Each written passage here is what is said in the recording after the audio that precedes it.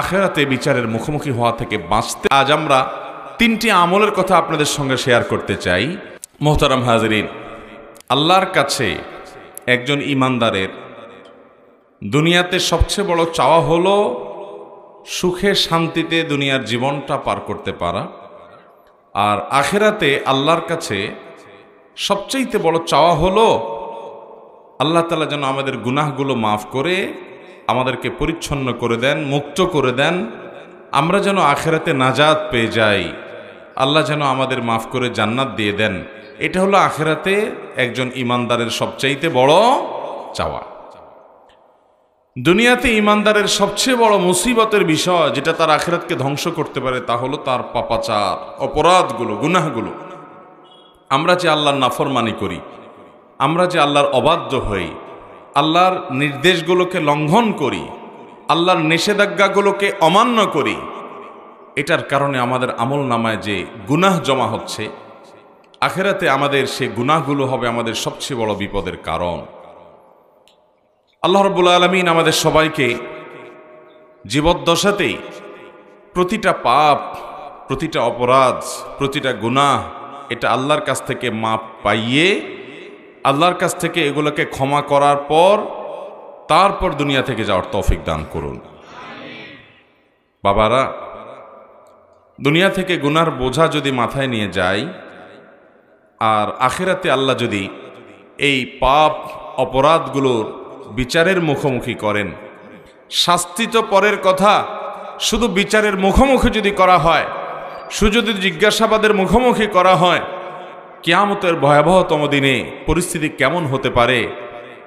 দুনিয়ার বিভিন্ন মানুষ যখন অপরাধ করে তার যখন বিচার হয়, এমনকি অনেক মানুষ নিরপরাধ থাকা সত্ত্বেও অভিযুক্ত হয়ে তার বিচার হয়, বিচারের কাঠগড়ায় যখন মানুষ দাঁড়ায় তার বিচারে কি হবে, তিনি কি খালাস পাবেন না শাস্তি হবে সেটা পরের বিষয়। কিন্তু একজন মানুষ যখন গ্রেপ্তার হয়, একজন মানুষ যখন আসামি হয়ে হাতকড়া পরে ডান্ডা বেড়ি পরিয়ে বাবা নানাভাবে তাকে যখন আদালতে উপস্থাপন করা হয় এবং বিচারের ট্রায়াল চলে, কত বড় হ্যাসেল হয়, কত বড় পেরেশানি হয়, কত বড় কষ্ট হয়, কত বড় আযাব হয়। ভাইরা আমার, দুনিয়ার এই বিচারে আমাদেরকে সহযোগিতা করার জন্য আইনজীবী থাকে, উকিল থাকে, আত্মীয় স্বজন থাকে, টাকা পয়সা থাকে, বিচারককে ম্যানেজ করার লোক থাকে, দলিল আদিল্লা পেশ করার ব্যাপার স্যাপার থাকে, বিচারের চোখে ফাঁকি দেওয়ার কোনো রাস্তা থাকে, আরো কত উপায় থাকে। এরপরও যদি কেউ মামলা মোকদ্দমার প্যাচে পড়ে যায়, গ্রেপ্তার হয়ে যায়, বিচারের মুখোমুখি হয়, তাহলে তার পেরেশানির কোনো শেষ থাকে? বাবারা, কিয়ামতের ময়দানে যখন আমরা আসামি হয়ে উঠব, তখন আল্লাহ রাব্বুল আলামিনের সামনে ওই আদালতে কেউ ওকালতি করার সাহস পাবে?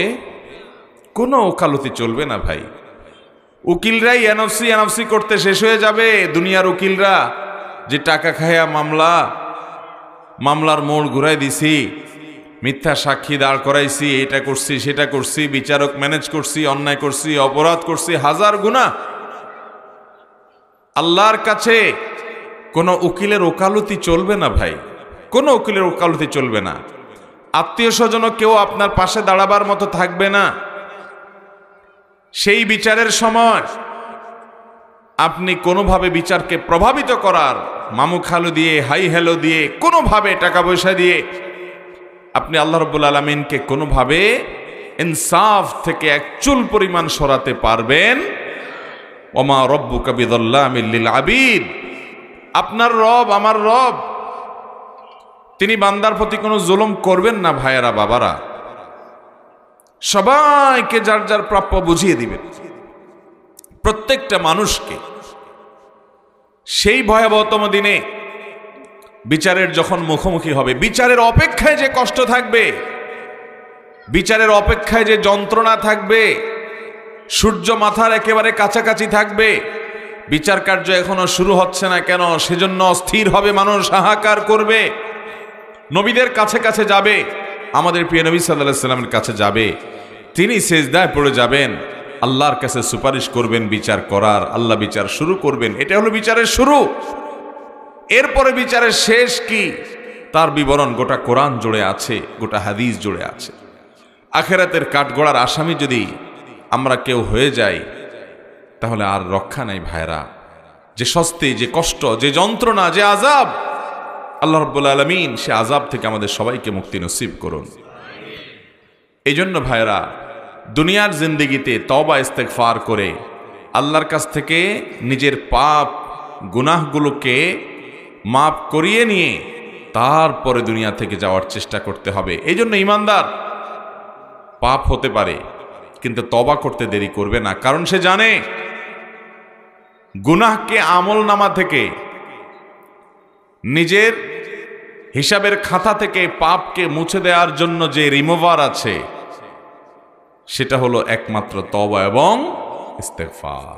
তওবা এবং ইস্তেগফারের মাধ্যমে কাবিরা গুনাহগুলোকে আমাদের আমলনা থেকে আমরা মুছিয়ে দিতে পারি, আল্লাহ যদি কবুল করেন। মোহতারাম হাজিরিন, এই জন্য আখিরাতে বিচারের মুখোমুখি হওয়া থেকে বাঁচতে হলে দুনিয়াতে গুনাহগুলোকে আল্লাহর কাছ থেকে মাফ করিয়ে নিয়ে তারপরে যেতে হবে ইনশাআল্লাহ। গুনাহগুলো মাফ করে যাওয়ার চেষ্টা করব তো ইনশাআল্লাহ। এই জন্য বাবারা, ভাইয়েরা, নবী করিম সাল্লাল্লাহু আলাইহি সাল্লাম কত আমল আমাদেরকে শিখিয়েছেন, কত আমল। তিনি আমাদের প্রতি রউফ ছিলেন, তিনি আমাদের প্রতি অনেক দয়ালু মায়ালু ছিলেন। আমাদের প্রিয় নবী সাল্লাল্লাহু আলাইহি সাল্লাম আল্লাহর কাছ থেকে প্রাপ্ত ওহীর ভিত্তিতে তিনি আমাদেরকে প্রতিনিয়ত পথ নির্দেশ করে গেছেন, কিভাবে গুনাহগুলো সব মাফ করায় তারপরে যেতে পারবো, যে আল্লাহর কাঠগড়ার আসামি হতে হবে না বা সেখানে খুব বেশি হ্যাচেল পোহাতে হবে না। এই জন্য বহু আমল শিখাই দিয়ে গেছেন। সকালে সাইয়্যিদুল ইস্তেগফার করবেন, সন্ধ্যা সাইয়্যিদুল ইস্তেগফার পড়বেন, দিনের ভিতরে বহুবার ইস্তেগফার পড়তে থাকবেন, অনবরত আল্লাহর কাছে মাফ চাইতে থাকবেন। অমুক আমল করলে আল্লাহ গুনাহ মাফ করে দিবে, তমুক আমল করলে আল্লাহ তাআলা গুনাহ সাফ করে দিবে, অমুক আমল করলে সমুদ্রে ফেনা পরিমাণ গুনাহ থাকলে আল্লাহ মাফ করে দিবে। এরকম নানাবিধ দোয়া, নানাবিধ আমল, নানাবিধ বিষয় নবী সাল্লাল্লাহু আলাইহি সাল্লাম শিক্ষা দিয়েছেন, উদ্দেশ্য যাতে তার উম্মতরা কেউ আখিরাতের ভয়াবহতম দিনে আল্লাহর কাঠগড়ায় আসামি হয়ে অস্থির হয়ে সেদিন যেন কাজ হবে না, সেই রকম ভয়াবহ পরিস্থিতির মুখোমুখি যেন না হয়। আমরা সেরকম পরিস্থিতি থেকে বাঁচার জন্য চেষ্টা করব ইনশাআল্লাহ। মুহতারাম হাজিরিন, সেজন্য আজ আমরা তিনটি আমলের কথা আপনাদের সঙ্গে শেয়ার করতে চাই, যে আমলগুলো একজন মানুষকে মায়ের গর্ভ থেকে একটা শিশু যখন ভূমিষ্ঠ হয়, নবজাতক শিশুর যখন জন্ম হয়, এই শিশু যেরকম নিষ্পাপ, তার যেরকম কোনো আমলে খারাপ বলতে কিচ্ছু নাই, পুরো প্রোফাইল ক্লিন, পরিষ্কার। এই তিনটি আমল যেগুলোর কথা শেয়ার করতে চাই, নবী আলাইহিস সালাম হাদিসের আলোকে এই আমলগুলোর মাধ্যমে আমাদের বদামলগুলো সবগুলো মাফ হয়ে নবজাতক শিশুর যেরকম প্রোফাইলে কোনো গুনাহ নাই, অপরাধ নাই, এরকম অপরাধ মুক্ত শিশুর মতো নিষ্পাপ হয়ে যাব ইনশাআল্লাহ। আমলগুলোর কথা বলবো।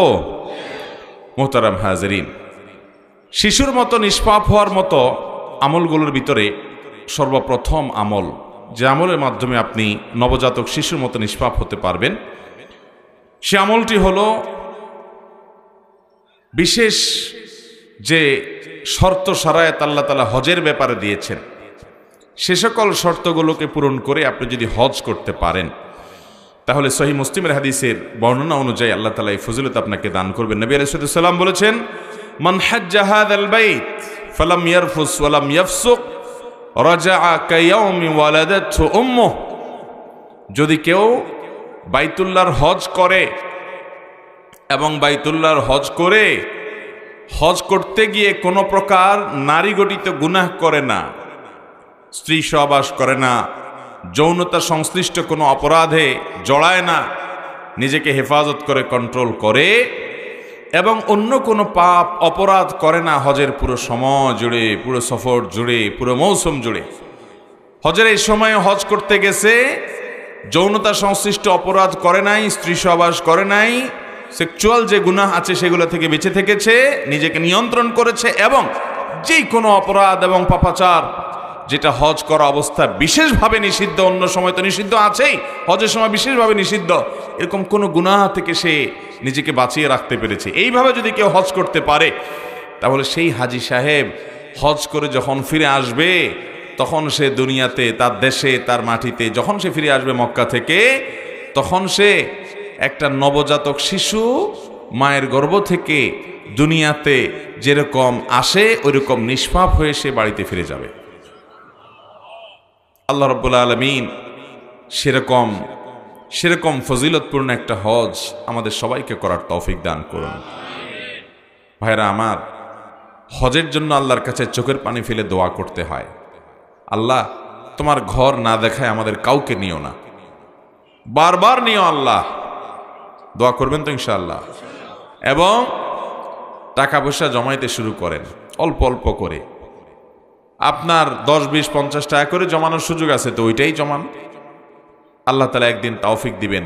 বহু মানুষ আছে পয়সাওয়ালা কিন্তু হজের তৌফিক হয় নাই, অনেক মানুষ আছে পয়সা কম কিন্তু আল্লাহ হজের তৌফিক দিয়েছেন। এই জন্য তৌফিক চাইতে হবে। এবং হজ করলেই হবে না, শুধু ওই যে হজের মধ্যে নিজের চোখের হেফাজত করতে হবে, জেনা থেকে বেঁচে থাকতে হবে, যৌনতা সংশ্লিষ্ট অপরাধ থেকে বেঁচে থাকতে হবে।